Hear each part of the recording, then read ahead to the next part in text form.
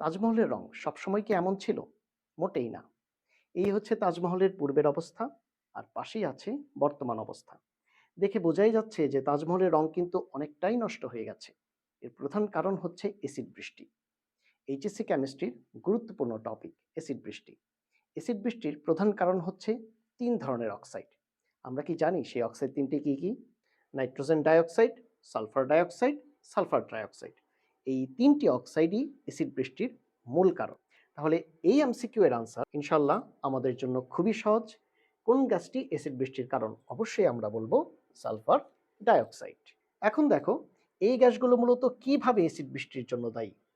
এরা প্রত্যেকেই বৃষ্টির পানির সাথে বিক্রিয়া করে অ্যাসিড উৎপাদন করে। কিভাবে কাজটা করে? দেখো নাইট্রোজেন ডাইঅক্সাইড যখনই বৃষ্টির পানির সাথে বিক্রিয়া করে সে তৈরি করে নাইট্রিক অ্যাসিড। সালফার ডাইঅক্সাইড যখন বৃষ্টির পানির সাথে বিক্রিয়া করে সে তৈরি করে সালফিউরাস অ্যাসিড। আর সালফার ট্রাইঅক্সাইড যখন বৃষ্টির পানির সাথে বিক্রিয়া করে তৈরি করে সালফিউরিক অ্যাসিড। এখন এই ৩টে অ্যাসিড মনে রাখার খুবই সহজ একটা টিপস আছে। সেটা কি? সেটা হচ্ছে দেখো আমাদের অক্সাইডগুলি মূলত কাদের অক্সাইড? নাইট্রোজেনের অক্সাইড এবং সালফারের অক্সাইড।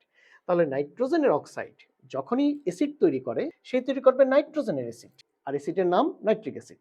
আর সালফারের এই ২টা অক্সাইড বৃষ্টির পানির সাথে বিক্রিয়া করে তৈরি করে সালফারের অ্যাসিড। দেখো এই ২টা অ্যাসিডেই সালফার আছে।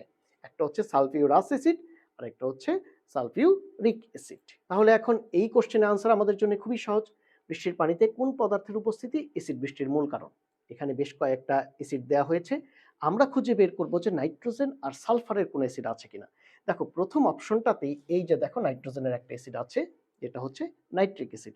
আর আমরা জানি এটা অ্যাসিড বৃষ্টির একটা অন্যতম কারণ। এখন এই মেডিকেল ২৪-২৫ এর এমসিকিউটা আমাদের জন্য তো খুবই সহজ হবে, তাই না? সো এই কোশ্চেন আনসারটা অবশ্যই কমেন্ট করো। এসিড বৃষ্টির উপরে বেসিক থেকে শুরু করে এসকিউ, সিকিউ, এমসিকিউ এবং অ্যাডমিশন টেস্টের কোশ্চেন সলভ সহ একটা কমপ্লিট ক্লাস তোমাদের জন্য ইনশাআল্লাহ খুবই দ্রুত চলে আসবে।